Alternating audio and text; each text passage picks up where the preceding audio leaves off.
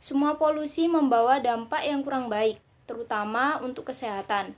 Polusi udara misalnya. Selain dapat memicu masalah kesehatan paru-paru, juga dapat meningkatkan resiko glaukoma yang dapat berakibat kebutaan.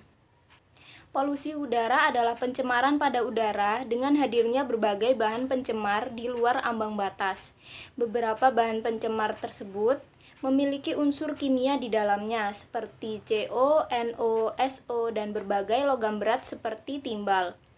Secara global, penyumbang pencemaran udara terbanyak berasal dari sektor transportasi. WHO mengungkapkan, kehidupan manusia saat ini telah dikelilingi oleh pencemaran udara dari berbagai arah. Kabut asap dari alat transportasi telah memenuhi ruang udara untuk bernafas. Ditambah lagi muncul pencemaran dari rumah tangga dan pabrik seperti asap rokok, asap pabrik, hingga pembakaran sampah. Kematian dini akibat polusi udara mencapai 7 juta kasus per tahun. Kematian tersebut merupakan dampak dari pencemaran udara melalui penyakit stroke, penyakit jantung, penyakit paru, kanker paru-paru, dan ISPA. Salah satu dampak pencemaran udara yang lain adalah peningkatan pemanasan global. Akibatnya suhu di udara itu menjadi bertambah naik. Permukaan laut juga meninggi dan membuat banyak es di daerah yang dingin itu cepat mencair. Kondisi ini juga bisa mengakibatkan berkurangnya tempat tinggal untuk sebagian spesies tumbuhan dan hewan di berbagai negara. Penyebab polusi udara yang pertama yaitu pembakaran bahan bakar fosil.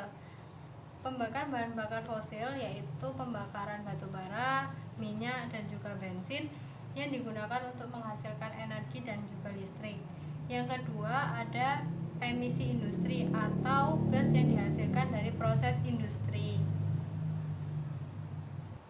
Yang ketiga ada kebakaran hutan di Indonesia, khususnya pada musim kemarau di beberapa wilayah Indonesia.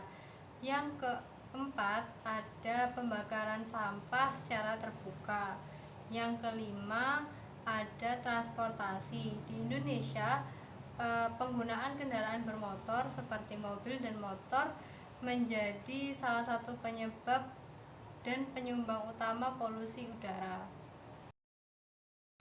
Solusi polusi udara yang pertama yaitu melakukan penyuluhan terhadap masyarakat mengenai pentingnya udara yang bersih dan juga melakukan kegiatan di sekolah agar anak-anak pun mempelajari kesadaran sejak dini tentang pentingnya udara bersih.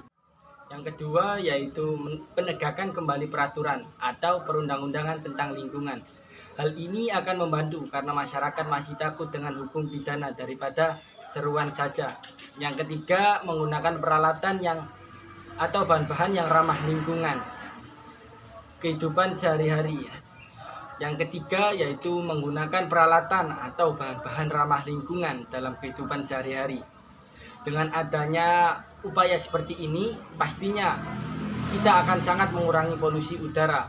Hal ini karena kita kerjakan dalam kehidupan sehari-hari akan sangat berpengaruh meskipun jumlahnya yang sangat kecil. Yang keempat, mengurangi jumlah kendaraan pribadi dan membiasakan diri menggunakan transportasi umum atau dengan berjalan kaki atau bersepeda.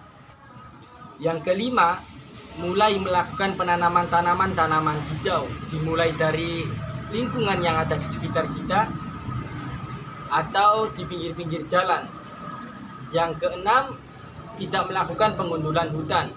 Kenapa? Karena hutan adalah paru-paru dunia yang sangat berpengaruh pada udara di sekitar kita ini. Yang ketujuh, mengembangkan teknologi yang ramah lingkungan. Yang terakhir yaitu mengganti bahan bakar kendaraan menjadi bahan bakar yang ramah lingkungan seperti biogas.